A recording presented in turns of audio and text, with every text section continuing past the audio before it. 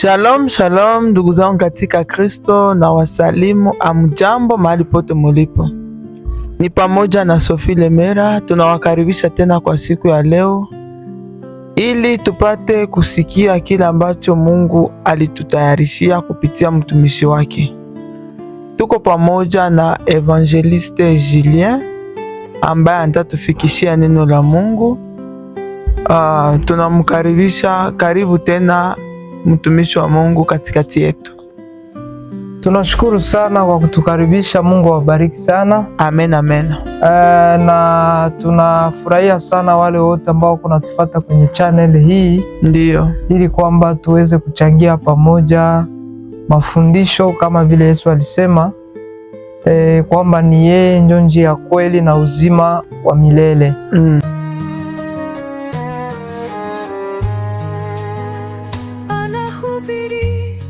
Kwa sauti ya imani, maneno ya uzima, nyimbo za tumaini. Karibu nyumbani, mahali pa baraka, karibu kwenye channel Sophie Lemera. Na kusudi ujue kweli ya Mungu, Biblia inasema imani huja kwa kusikia neno la Kristo. Na leo tuko pamoja ili kwamba tuweze kuchangia mafundisho kidogo ambayo inahusu hukumu. Eske tunapasha hukumu ama atupashe kuhukumu? Na tukihukumu tutahukumu wa nani?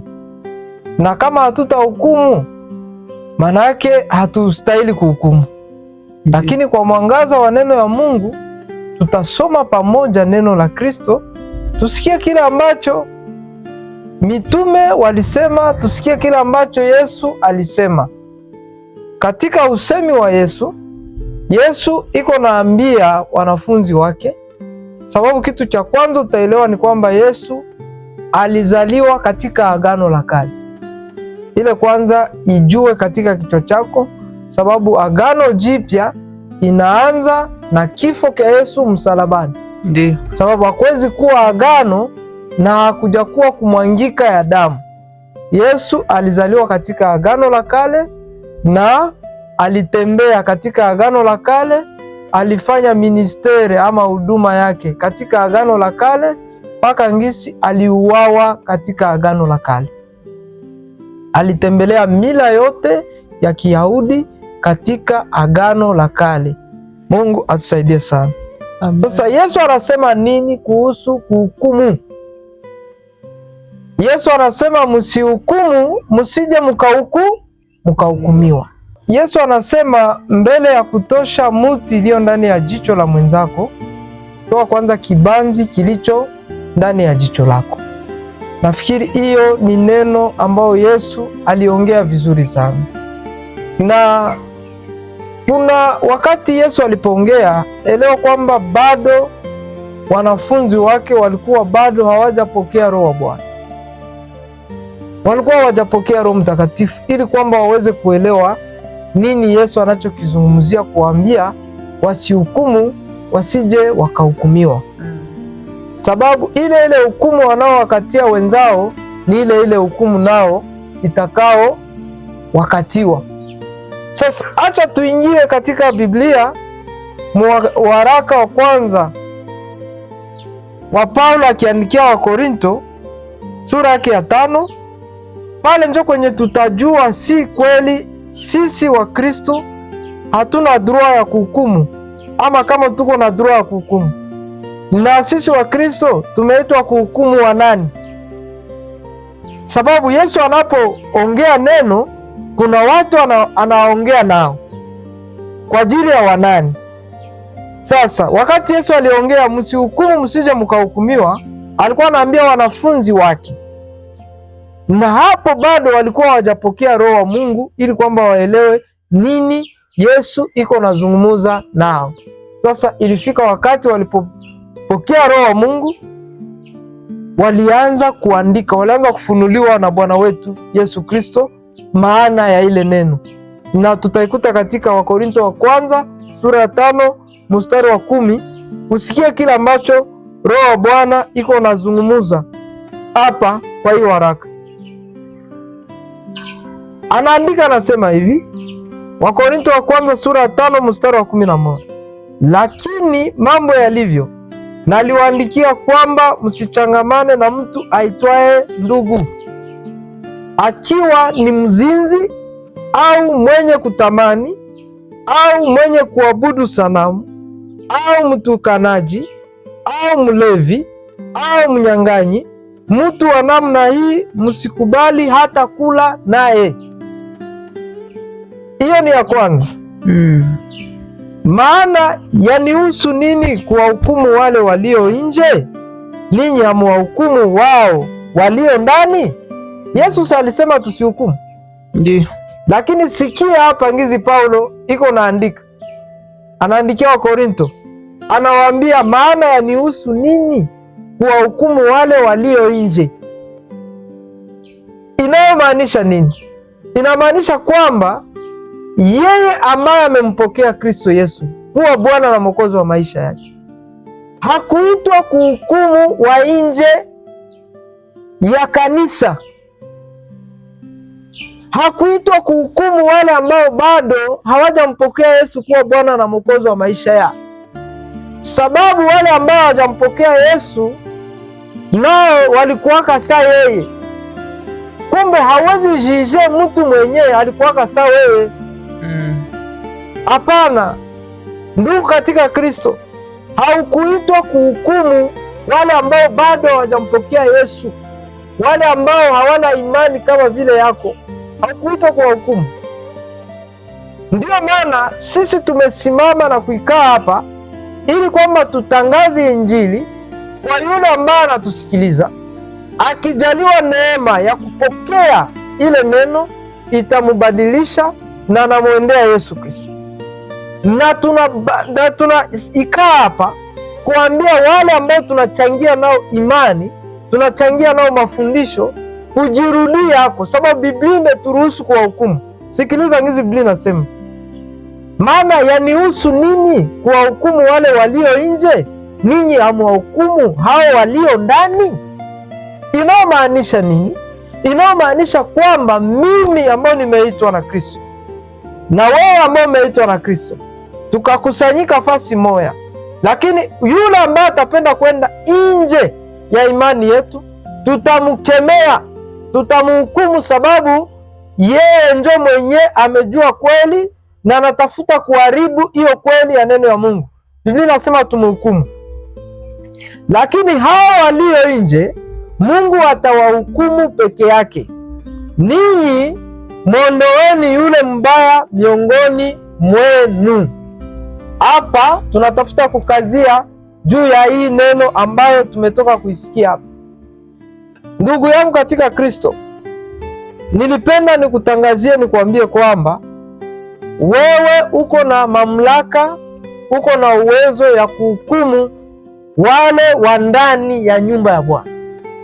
Wale wa ndugu, sababu Biblia Yesu siku moja mama yake na ndugu zake wanakia kumtafuta. Wanamkutana kunafundisha. Wanamwambia hapa nyuma mama yako na ndugu zako wako kutafuta. Yesu akajibu nini? Akajibu, ndugu yangu, mama yangu, baba yangu, ndogo yangu, kaka yangu, dada yangu ni hawa ambao tuko nao hapa. Hawa ambao wako nasikia pamoja na mie neno la Mungu. Inayomaanisha nini? Sisi ambao tumemwamini Yesu Kristo tayari tumekuwa ndugu katika Kristo. Sasa kwa hiyo katikati yetu kukiwa yule ambaye ataendelea kuishi matendo ya mwili, ataendelea kuishi matunda ambayo ni ya kimwili, tutamuonya, tutamuikalisha na tutamhukumu. Kuhukumu mtu sio kumuua. Kuhukumu mtu ni kumkemea na kumuonya, kumwambia kama yenye unafanya haviendane na mapenzi na shurti ambazo Yesu alituachia. Sikiliza ngizi Biblia inasema. Aseme, lakini mambo yalivyo naliwaandikia kwamba, ni mstari wa 11, msichangamane na mtu aitwaye ndugu. Manake nao maanisha nini? Mtu wa ndugu ni yule ambaye mnachangia naye neno ya Mungu, munachangia naye imani moya. Aseme ule mtu mwenye anaitwa ndugu, mwenye iko na tabia zifatazo, akiwa ni mzinzi, wewe umemwamini Yesu Kristo, unaitwa kuwa Mkristo, si ndio? Unaitwa kuwa mtumishi wa Mungu, uko na majina kulingana na kipaji ambacho Roho wa Mungu amekupatia, lakini ungaliki mzinzi. Neno la Mungu inaniarifu ni inaniambia hata kukula na wewe nisikule na wewe. Ndio hizi Biblia inasema mtu wa namna hii msikubali hata kula naye. Sasa kuna makosa mingi tunafanya katika kazi ya Mungu juu ya masantima na maemosio, lakini nilipenda nikwambie kwamba Biblia inasema tukitii sauti ya Mungu, baraka hizi zitafatana na sisi, na tukikataa kutii sauti ya Mungu, laana hizi zitafatana na sisi. Kuna watu wengi leo, sababu ya kupingana na neno ya Mungu, wameingia katika roho ambazo hazikukuwa ndani yao. Kama Mungu amemfunulia Paulo kuandikia wa Korinto hii maandiko, si kwamba Mungu iko na roho mbaya, hapana. Alijua kama hivi vitu vinaweza kuwa na matokeo mabaya katikati ya ndugu. Tusipoze unazoeana na mtumishi wa Mungu mwenye kazi yake ni uzinzi, swate ni aposto, ni mchungaji, ni mwinjilisti, ni nabii, ni mtume, kama vile wanazo zile majina. Mkizoeana naye, mnakula naye. Kula na mtu ni kushiriki naye, ni kushiriki naye matendo yake. Wakati unachangia na mtu, kuna vitu muhali ya kiroho muko munapartaje zaidi katika mawazo. Unaweza kuwa dakoro na yeye, unaweza kushirikiana naye, unaweza kukubaliana naye. Kuchangia na mtu inamaanisha kukubaliana naye. Ndiyo maana Yesu Kristo aliweka meza ya Bwana ili kwamba tukubaliane naye kwamba alikufa na akafufuka. Mungu atusaidie sana. Tunapochangia tunakuwa tunakubaliana. Uone hata kwa wazungu kusudi wasinye makontra zikubwa. Ukionana na chef mwenye mtasinye naye kontra, ni lazima kwanza mchangie swate kinywaji wala swate chakula, ili kwamba ioneshe kwamba hii ni alama ya kutupatanisha. Na ndiyo maana meza ya Bwana ni ya muhimu sana kwa sisi watoto wa Mungu. Sasa kwa hiyo Biblia inasema mtu kama na ule ambaye ni mtumishi wa Mungu, ambaye ni Mkristo, mnachangia imani moya, iko kinyume, ni mzinzi. Unasikia? Ule mtu ni mtukanaji, ule mtu anaabudu sanamu, ni mtu anatumikia Mungu lakini iko na ingine mapuissance. Na kumekuwa watumishi wa Mungu apare kuhubiri neno ya Mungu, biko na mavitabu ambao wanasoma kwa ajili ya kuwaongezea mapuissance na kuwapatia maufunuo. Biko na mapriere, wanaita mapriere ya incantation, wanaomba zile maombi kwa ajili ya kuongeza makonesanse fulani fulani. Banasoma mavitabu fulani fulani zenye hazikubaliwe na dini ya Kikristo, hazikubaliwe na mafundisho ya mitume na Yesu Kristo. Biko sasa ule mtu ukikala kuchangia naye, anarisikia kukuimplike ndani ile matendo na njia zake zibaya ambazo tayari amezingiza ndani. Uzinzi ni kitu ya kwanza ambayo Biblia inapingana nayo sana. Usichangie na mtu ambaye anajiita ndugu katika Kristo, mtumishi wa Mungu, mtu ambaye ni Mkristo, mtu ambaye sijue ni mjakazi wa Mungu, mwenye iko na hizi matunda. Na ukienda kinyume, laana zitakumbana na wewe. Utashtuka naona kwa saa yeye sababu umekubaliana naye katika matendo yake, ijapokuwa unajua vizuri.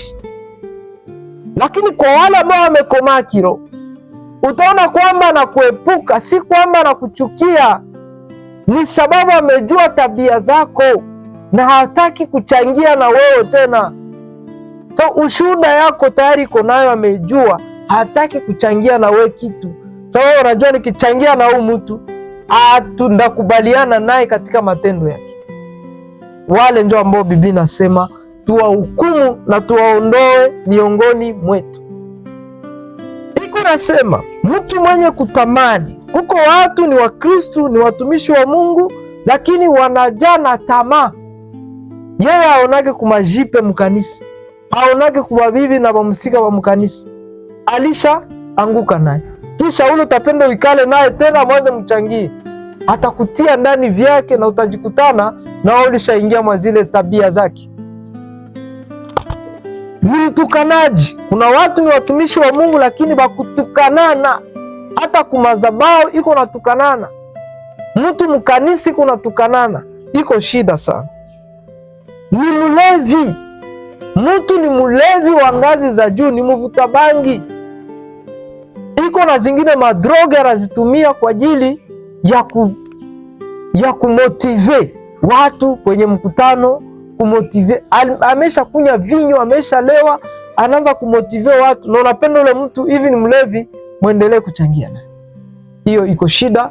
Nilipenda nikuambie kwamba Biblia inasema watu kama wale hatukubaliwe kukula nao kumeza, na Biblia inasema tuwahukumu wale watu ijapokuwa wewe ni mtumishi wa Mungu. Juu kuna verse ambayo inasema wewe ni nani umhukumuye mtumishi wa Mungu, mtumishi wa mwingine.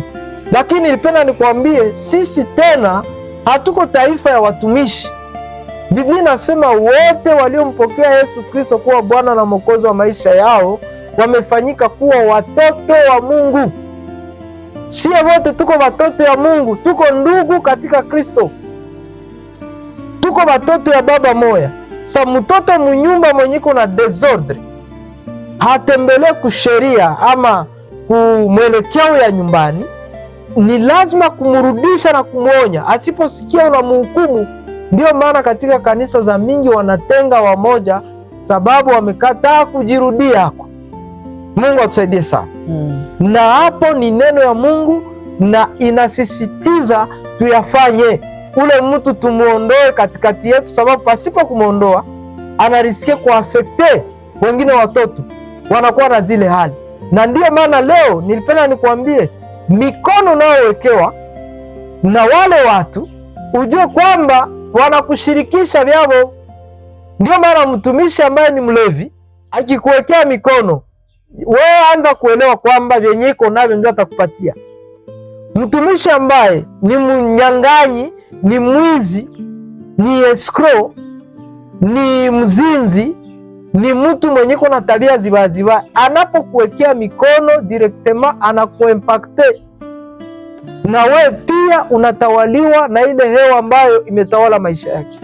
Na hapo ndipo utakutana mkanisa nyingi watu wameteseka, deliverance haziishaki, sababu wale watumishi wanaonyoshea mikono wanazo tabia ambazo Mungu amesema tusiweze kuchangia nao chakula. Mungu atusaidie sana. Nilipenda niongee kidogo ili kwamba uelewe kwamba kuna vitu ambavyo Mungu haruhusu kwetu sisi kuvifanya, na kuna vile ambavyo anaviruhusu kuvifanya, sababu ni neno lake na ni mafundisho yake. Mbarikiwe sana.